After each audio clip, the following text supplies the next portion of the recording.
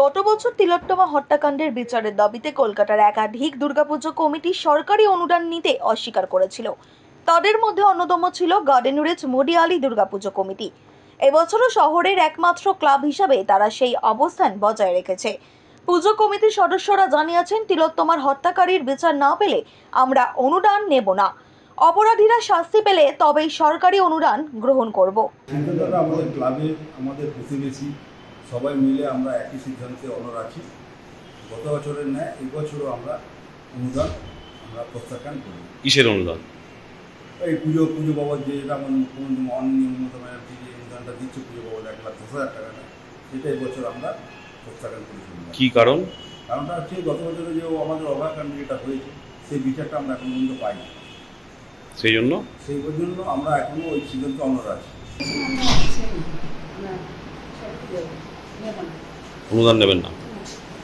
কি কি কারণ যদি একটু বলেন। আমাদের যে কারণ আগের বছর ছিল সে কারণ একই বছর, মানে এবছর সেই একই কারণ যে বিচার তো আমরা পাইনি, ঠিক আছে, তো সেই কারণেই আমরা নেব না টাকা। এটা কি মানে সবার সিদ্ধান্ত? হ্যাঁ, আমাদের সবারই সিদ্ধান্ত। সেক্রেটারি আছেন সামনে, তো সবার মতামত নিয়েই আমাদের এই কথা। এবং এটাই আমরা ঠিক করেছি। তার কারণ হচ্ছে এখনো পর্যন্ত অভয়ের কোনো বিচার পাইনি। আর আমার একার মত নয়, আমার ক্লাবের প্রত্যেক সদস্য এটা মত যে আমরা অনুদান আমরা এবারেও গত বছরের ন্যায় অনুদান প্রত্যাখ্যান করছি। টাকাটা অঙ্কটা অনেক বেশি, 1,10,000, কিন্তু তাহলেও একটা ব্যাপার থেকে যায় যে একটা মেয়ে নারী, আমরা যার পেট থেকে জন্ম, সেই নারীর যদি অসম্মান আমরা বরদাস্ত করতে না পারি তাহলে তো আমাদের জীবন দিক।